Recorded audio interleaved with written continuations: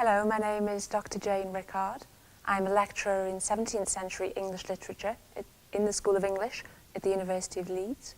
I have particular research interests in the relationship between literature and politics in the period, and that's included some consideration of both manuscript and print culture. This is a lecture about Shakespeare's texts, about the relationship between what we encounter when we open up a modern edition of Shakespeare's works and what Shakespeare himself may have first written. In order to explore this relationship, I'm going to take examples from three of Shakespeare's most famous plays: Hamlet, King Lear, and Romeo and Juliet. You may perhaps be familiar with one or more of these plays, but even if you're not, that won't prevent you from following this lecture. Now, why should thinking about Shakespeare's texts be important? Well, virtually all we have of Shakespeare is his works. Very little biographical information survives. But when we read these texts, we're not necessarily reading exactly what Shakespeare wrote. This is true in the abstract philosophical sense that particular words and phrases may have different meanings and associations for us than they had for Shakespeare's contemporaries.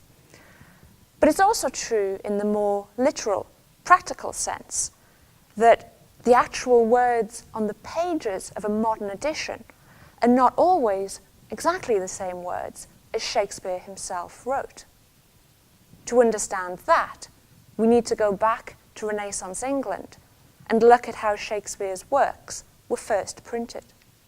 Many of Shakespeare's plays were first printed in what we call Cuarto Editions.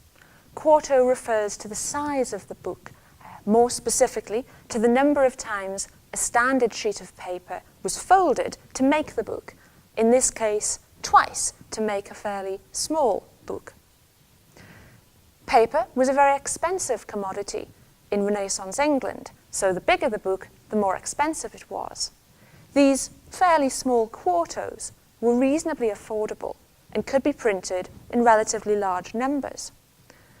Some of these quartos survive and are now held in libraries such as the British Library in London, and they are of course now extremely rare and extremely valuable. But what I have here is a facsimile or reproduction of one of the plays we're going to be looking at. It's a little bit bigger than the original quartos, but it gives you an idea of the size. Now, these play quartos were usually printed after the play had been performed on stage, and this is often made explicit on the title pages of these books themselves, as we can see in this case. So this is a quarto of Shakespeare's play Romeo and Juliet from 1599. You see the title of the play at the top, and a few lines further down, just above the printer's ornament, the information that this play is, as it hath been sundry times publicly acted by the Right Honourable the Lord Chamberlain, his servants. So this title page is explicitly making the claim that this printed text is based on a version of a play that's already been performed lots of times. There's another bit of information, however, just above that. That information is that this version is newly corrected, augmented, and amended. These two different claims may perhaps seem rather contradictory. As Shakespeare's original manuscripts haven't survived, we can't be sure exactly what these printed texts represent.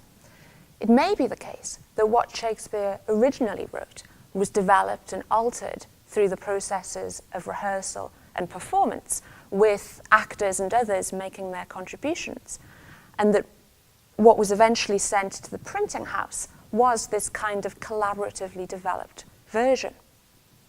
It may also be the case that Shakespeare himself revised some of his plays between performance and publication. So, we can't be sure exactly what the relationship is between what Shakespeare first wrote, what was performed on stage, and what was printed. This is the first interesting problem for us to consider. The second interesting problem for us to consider is that some of Shakespeare's plays were printed in multiple editions that differ significantly from each other. The most famous example here is Hamlet.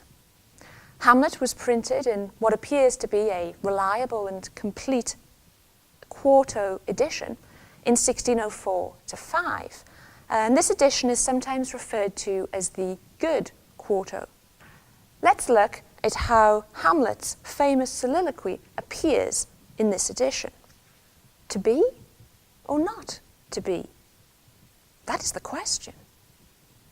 Whether 'tis nobler in the mind to suffer the slings and arrows of outrageous fortune, or to take arms against a sea of troubles, and by opposing, end them. To die, to sleep no more, and by a sleep to say we end the heartache, and the thousand natural shocks that flesh is heir to. 'Tis a consummation devoutly to be wished. To die, to sleep. To sleep, perchance to dream. Aye, there's the rub. You'll see straight away that the typography, the spelling, and the punctuation is very different from what we're used to seeing in modern editions. But this text is essentially recognizable. This is pretty much Hamlet's soliloquy as we're accustomed to seeing it. This quarto was not, however, the first edition of Hamlet to be printed, but the second. The first was printed a year or so earlier in 1603. This earlier edition is very different, as we can see by looking at how the same soliloquy appears here. To be or not to be? Aye, there's the point. To die, to sleep? Is that all? Aye, all. No, to sleep, to dream. Aye, marry. There it goes. These first 3 lines appear to be a rather garbled version of the first 9 lines of the soliloquy we saw a moment ago. And this epitomizes the ways in which this edition of the play seems less polished, less reliable. Indeed, it is sometimes referred to as the bad quarto. It's not all bad, however. The wording of Hamlet's soliloquy may be less effective, but its location in the play, much earlier than in the other edition, has seemed to many people to make more sense. The David Tennant 2008 production of Hamlet, for example, followed the so-called bad quarto in its placement of this soliloquy. The bad quarto also has the advantage of being a more manageable length. The so-called good quarto is so long as to be very difficult to stage in its entirety. How then can we explain these 2 different editions and their relative merits? Some critics think that the bad quarto is based not directly on a Shakespearean manuscript, but on a version of the play put together by actors or audience members who had performed in or seen the play in the theatre and were remembering it as best they could. Some think that the good quarto, on the other hand, is more closely based on a Shakespearean manuscript, but one prepared with readers rather than just the stage in mind.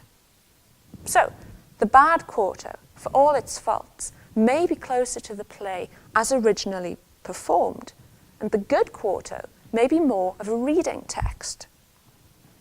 Hamlet gives us then an extreme example of differences between early editions, which complicate our sense of what it is that constitutes a Shakespearean text.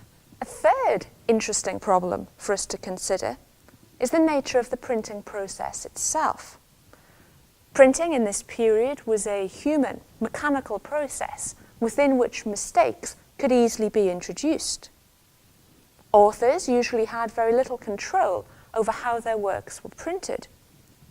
Printers might not only make mistakes, such as misreading a word in the manuscript from which they were working, but also deliberate changes, such as cutting a word to make the text fit the page. Some such mistakes or changes are obvious, but others may be invisible to us.